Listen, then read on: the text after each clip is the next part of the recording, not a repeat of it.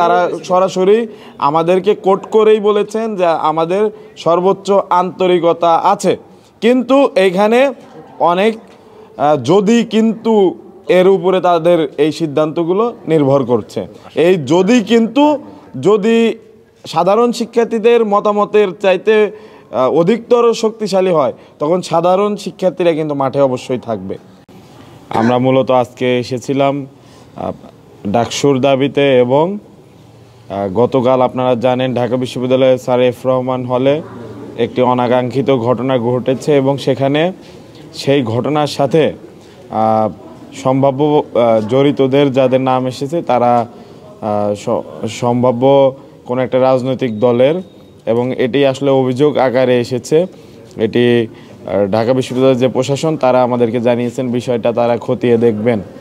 তো আমরা বলতে চাই 5 আগস্টের পর থেকে বহুদিন চলে গেছে, এখন পর্যন্ত যে আমাদের প্রাণের দাবি ডাকসু, সেই ডাকসু কিন্তু আসলে তার স্পষ্ট কোনো ঘোষণা বা বার্তা প্রশাসনের কাছ থেকে আসেনি। ঢাকা বিশ্ববিদ্যালয়ের শিক্ষার্থীরা তাদের যে শৃঙ্খলা সেটি রক্ষার জন্য প্রত্যেকটি হলে নিজেরাই প্রতিনিধি নির্বাচন করেছিল, কিন্তু দেখা যাচ্ছে অফিসিয়াল কোনো স্বীকৃতি না থাকার কারণে আসলে এই যে প্রতিনিধি এটি সার্বজনীন হচ্ছে না। তো এর জন্য আসলে ভ্যালিডিটি দরকার। এই ভ্যালিডিটি তখনই সম্ভব যখন নির্বাচনের মাধ্যমে আসবে। এখন ঢাকা বিশ্ববিদ্যালয়ের যে প্রশাসন আছেন বর্তমান, তারা আমাদেরকে বরাবরই বলছেন তারা ডাকসুর ব্যাপারে পজিটিভ, কিন্তু আমরা তাদের আচরণে তেমন কোনো প্রতিফলন দেখছি না। আজকে আমরা ডাকসুর যে রোডম্যাপ, সেই রোডম্যাপের দাবিতে এসেছিলাম।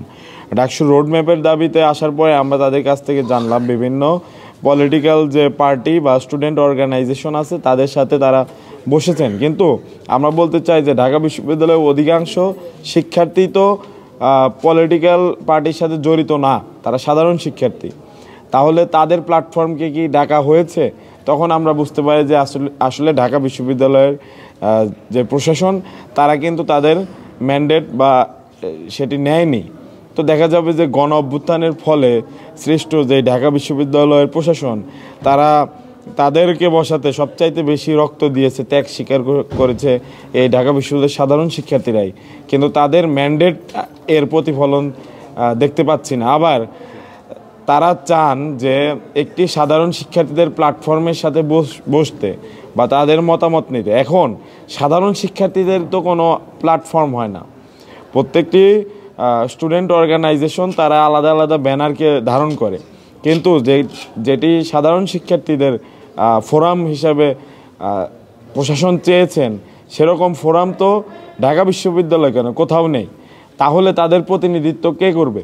আমরা মনে করি সাধারণ শিক্ষার্থী সহ সকল পলিটিক্যাল স্টুডেন্ট অর্গানাইজেশনেরই আসলে প্ল্যাটফর্ম হলো ডাকসু, এবং এখানে প্রত্যেকেরই স্বীকৃতি থাকে। আমরা মোদ্দা কথা বলতে চাই, অতি দ্রুত সময়ের মধ্যে ডাকসু দিতে হবে, তা না হলে গতকাল যে অনাকাঙ্ক্ষিত ঘটনার অভিযোগ এসেছে, এবং তারও আগে দু একটি অভিযোগ ঢাকা বিশ্ববিদ্যালয় সহ আরও দু একটি প্রতিষ্ঠানে আমরা পেয়েছি বা মিডিয়ায় দেখতে পেয়েছি, এই ধরনের ঘটনা কিন্তু আসলে ঘটতে থাকবে।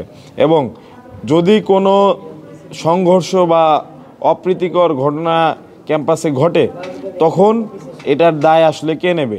আমরা এই প্রশ্নটিও ঢাকা বিশ্ববিদ্যালয়ের যে প্রশাসন তাদের কাছে রেখেছি।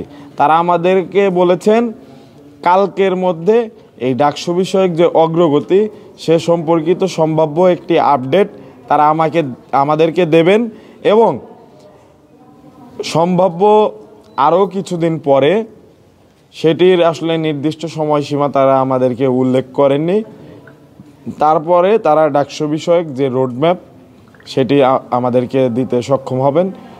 তবে যদি কোনো প্রকারের কোনো ন্যূনতম অপ্রীতিকর ঘটনা কিংবা ঢাকা বিশ্ববিদ্যালয়ের শিক্ষার্থীদের মনক্ষুণ্ণ হয় কিংবা তাদের নিরাপত্তা হানি হয়, এরকম ঘটনা যদি আমরা দেখতে পাই, সেক্ষেত্রে ঢাকা বিশ্ববিদ্যালয়ের সম্পূর্ণভাবে ঢাকা বিশ্ববিদ্যালয় প্রশাসনের দায় নিতে হবে, এবং এর সমাধান যে একমাত্র ডাকসুতেই সম্ভব আমরা তাদেরকে বুঝিয়েছি।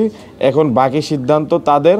আমরা অপেক্ষা করে যাব যদি তারা আসলে আমাদের দাবির সাথে গড়িমসি করেন তাহলে আমরা অবশ্যই রাজপথে নামবো এবং কঠোর থেকে কঠোরতর কর্মসূচি দেব। আমরা কখনোই ভয় পাই না। দেখুন, একটি জিনিস যখন প্রমাণিত হবে তারপরে কিন্তু আমরা সেটিকে আসলে একেবারে তাকে দোষ দিয়ে স্পেসিফিক্যালি আমরা বলতে পারি। যখন প্রমাণিত হবে না তার আগে কিন্তু আমরা তাকে দোষী বা সরাসরি সাব্যস্ত করতে পারি না।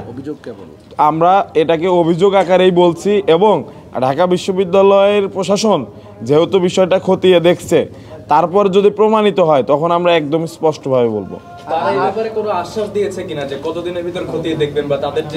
তারা ইতোমধ্যেই হল প্রশাসনকে জানিয়েছেন।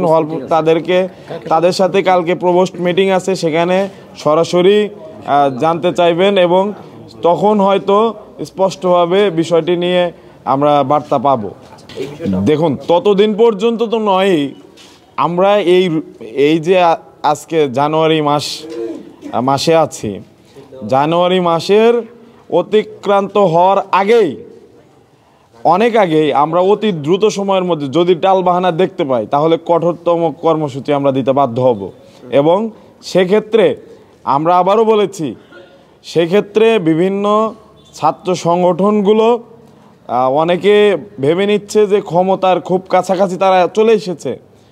যদি কোনো অপ্রীতিকর ঘটনা ঘটে তাদের এবং ঢাকা বিশ্ববিদ্যালয় প্রশাসনের সম্পূর্ণ দায় নিতে হবে এবং সাধারণ শিক্ষার্থীরা তখন কিন্তু মাঠে থাকবে।